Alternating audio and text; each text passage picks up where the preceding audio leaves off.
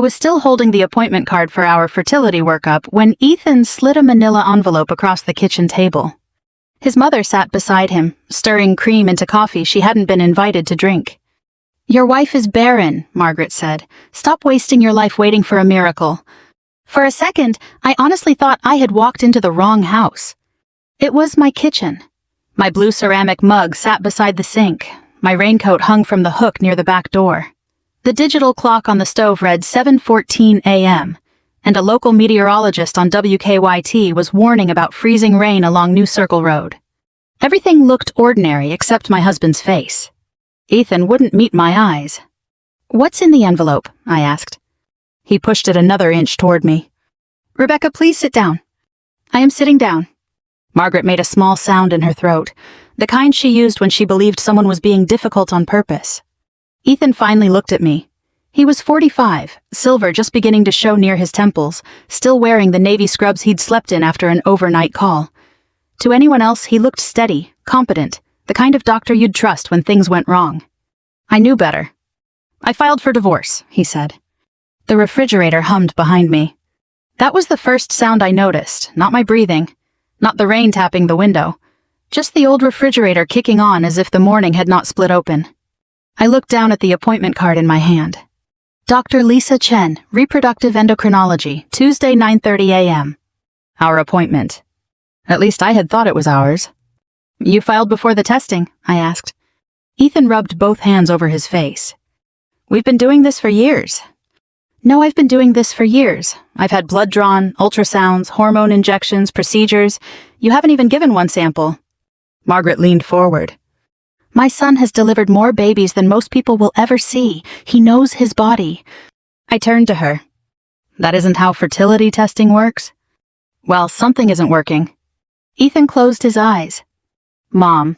But he didn't tell her to stop.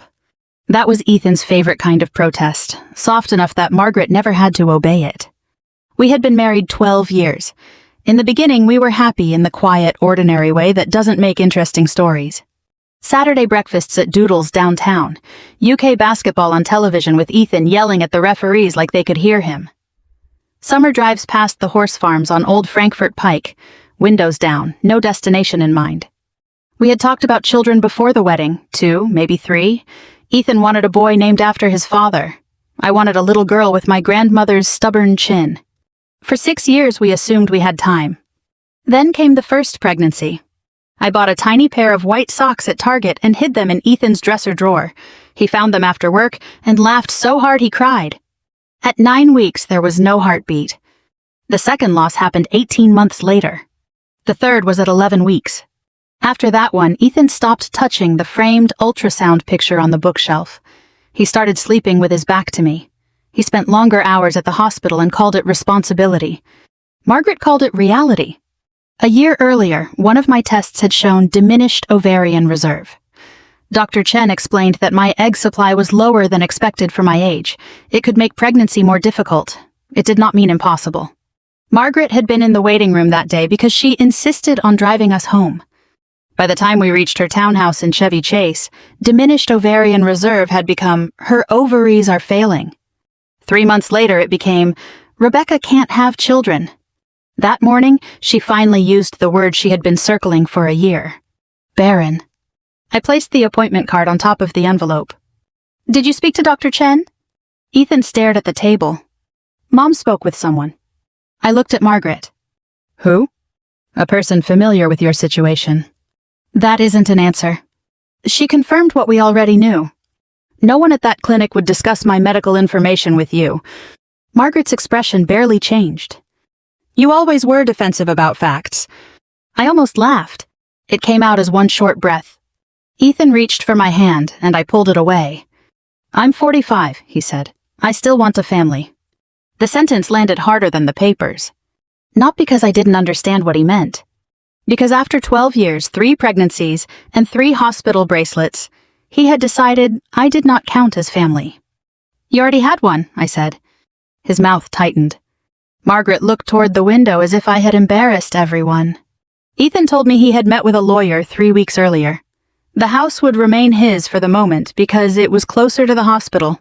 He had transferred his paycheck into a separate account. My salary still went into my own checking account, but several automatic payments had already been changed. Internet, utilities, home insurance. He had prepared. That was the part that stayed with me. He had gone to work, eaten dinner across from me, asked whether we needed milk, and prepared to remove me from his life one automatic payment at a time. I did not sign anything. Instead, I folded the appointment card into my purse and called a family law attorney named Naomi Price from the parking lot of a Panera on Richmond Road. Naomi told me not to agree to a single thing while I was in shock. "Take pictures of every page," she said. "Save every message. And Rebecca, change the passwords on your personal accounts today." By Friday, I was living in a furnished apartment off Nicholasville Road. It had beige walls, thin carpet, and a second-floor balcony overlooking a row of parked cars. The first night, I ate microwave soup from a paper bowl because I couldn't find the box with my dishes. At work the next morning, I helped Walter Grady practice standing from a chair. Walter was 76, a retired history teacher recovering from a stroke. His left leg dragged when he was tired, and he hated the safety belt we used around his waist. "On 3, I told him. Lean forward, nose over toes." He pushed up, wobbled, and dropped back into the chair. "Damn thing moved," he muttered. The chair did not move. Then the building shifted. Despite myself, I smiled.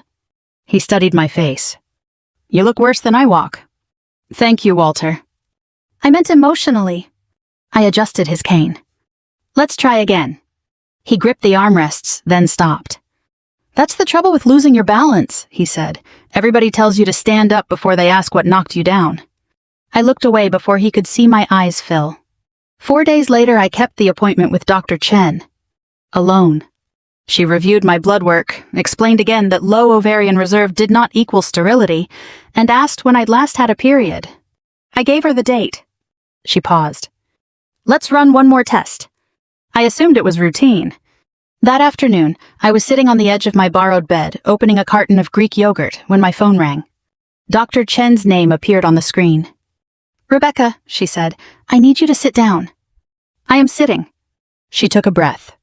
"Your pregnancy test is positive. Based on your dates, you're close to 4 weeks." The yogurt slipped from my hand and landed upside down on the carpet. I didn't move to pick it up. The baby had been conceived before Ethan filed.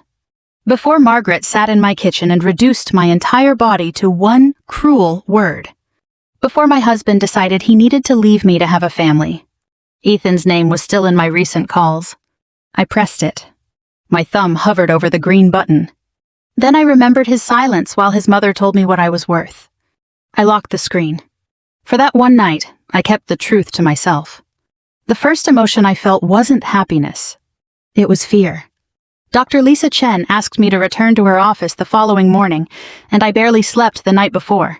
I kept waking up every hour, checking my phone as if somehow the pregnancy would disappear if I wasn't paying attention.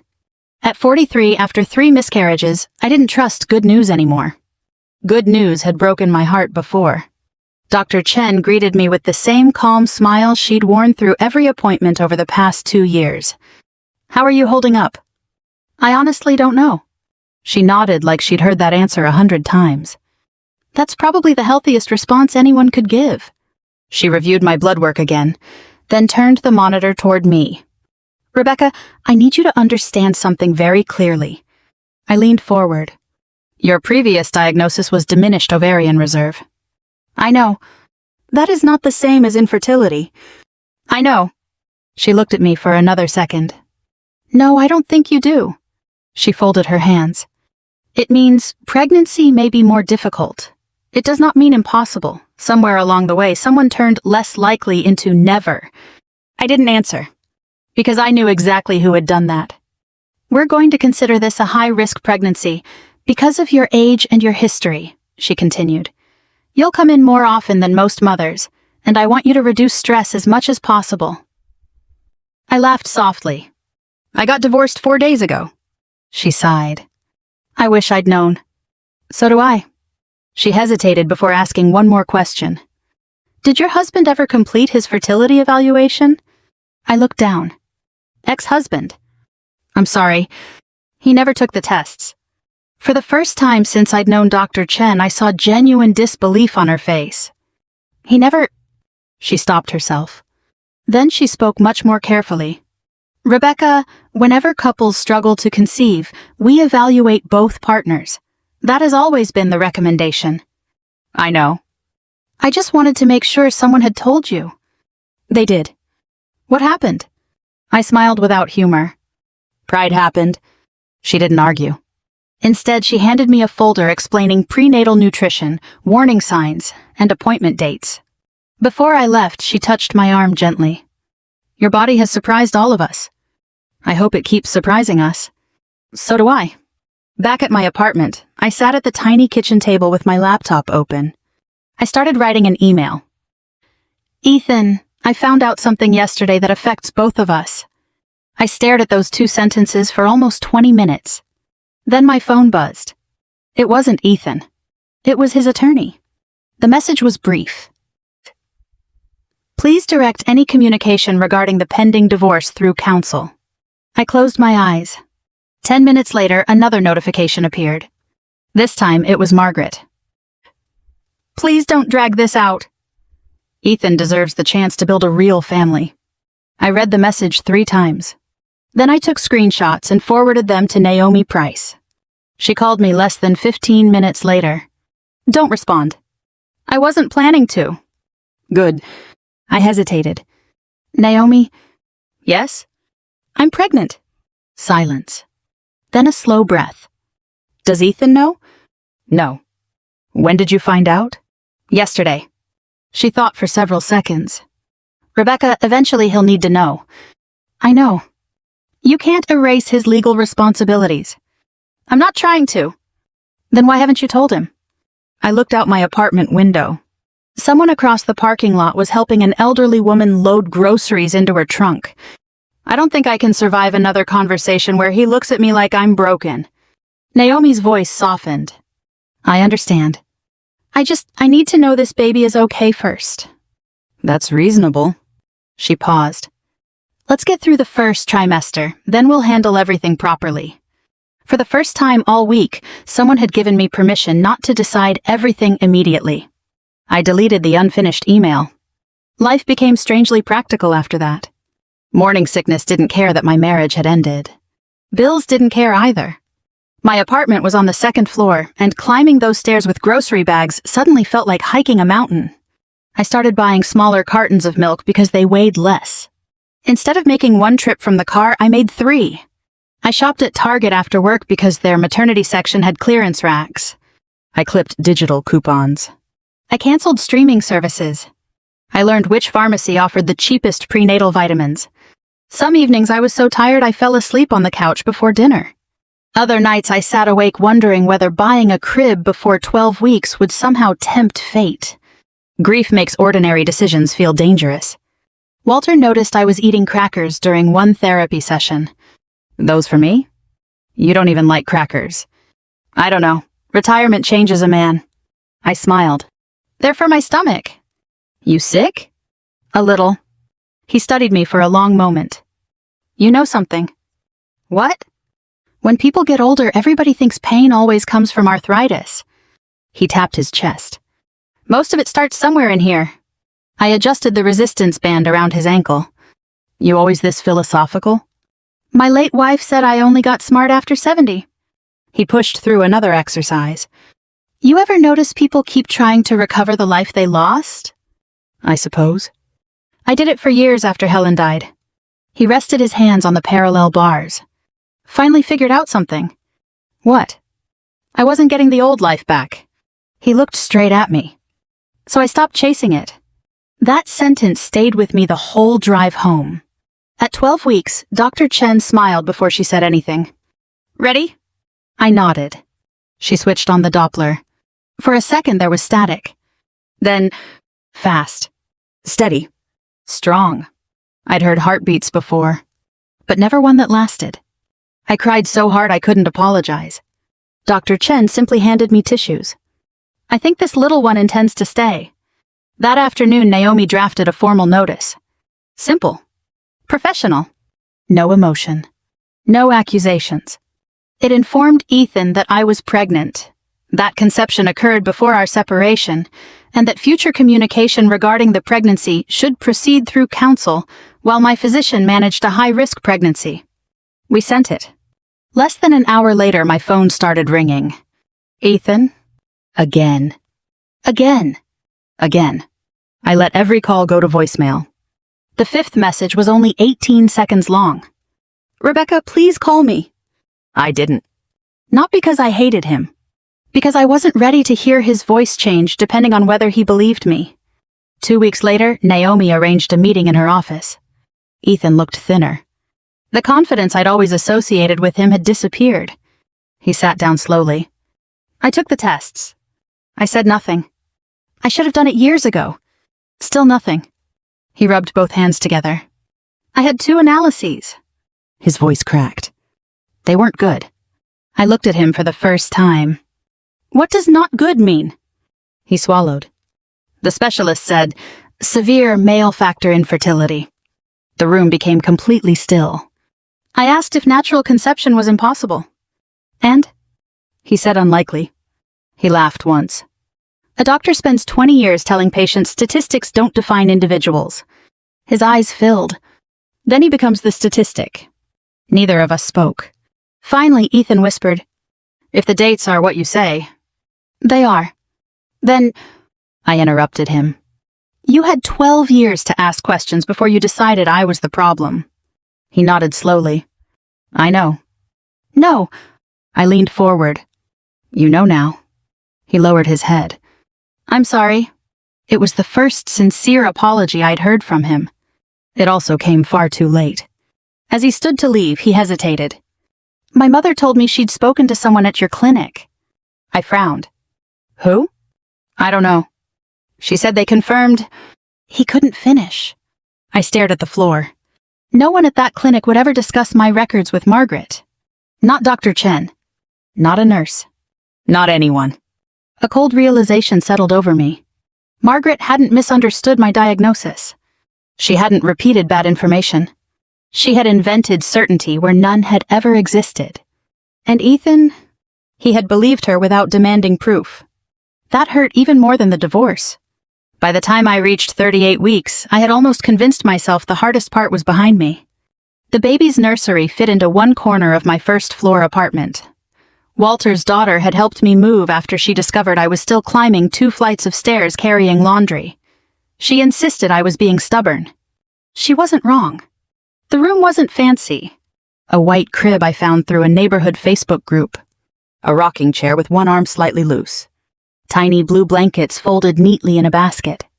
Every item represented someone's kindness rather than my own spending. For the first time in months, I let myself believe I might actually bring this baby home.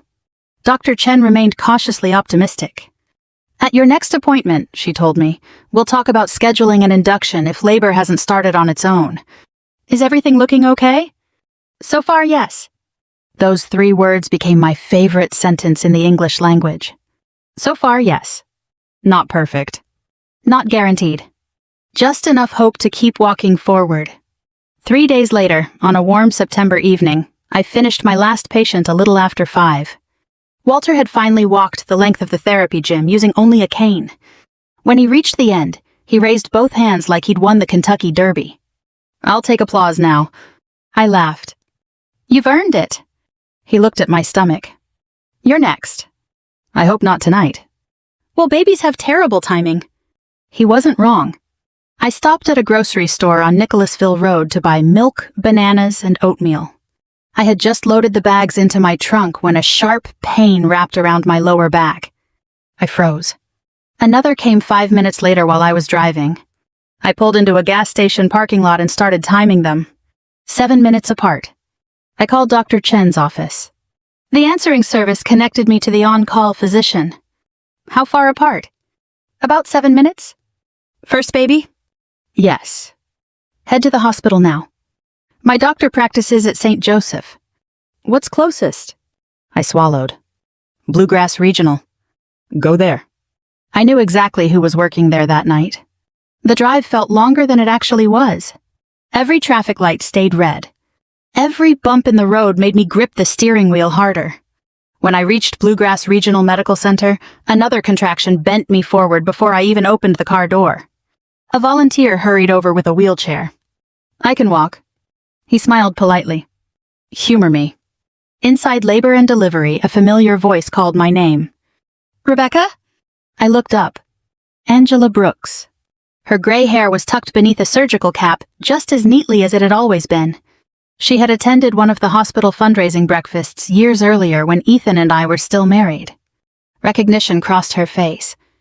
"Oh, honey." She immediately knelt beside my wheelchair. "How close together?" 5, maybe 6 minutes.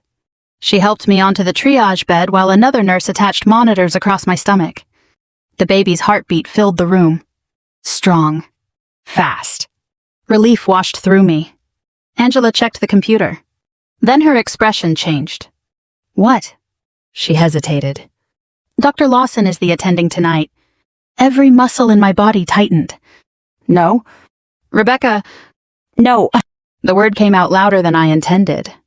"I don't want him anywhere near me." Angela nodded immediately. "I understand." She didn't argue. She simply reached for the phone.